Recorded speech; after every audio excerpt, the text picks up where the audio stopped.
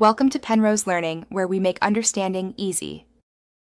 You'll begin by confirming prerequisites, then taking immediate action. First, make sure you're signed into the Apple ID you use daily. This links devices.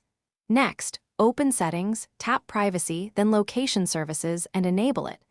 Once done, go to your Apple ID banner, select Find My, and turn on Find My iPhone plus Send Last Location. These steps register the device with Apple's network so you can locate it. Make sure the phone has power and network access before moving on. Now you'll locate the device and use core tools. Open the Find My app and tap Devices to see the map and accuracy ring, pinch to zoom and inspect the timestamp. If nearby, tap Play Sound to help find it.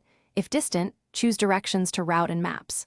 For security, enable Lost Mode to lock the device, display a contact message, and track changes. If theft is suspected, avoid confrontation and use these features to preserve location history for recovery.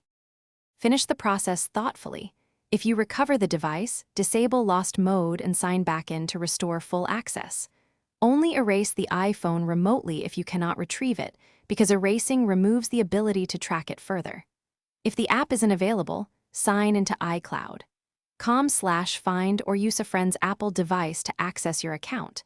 If the device shows no location, make sure it's online, Find My is enabled, and you're using the correct Apple ID. Those fixes solve most issues. Thanks for watching. If this was helpful, leave a like and consider subscribing. See you next time.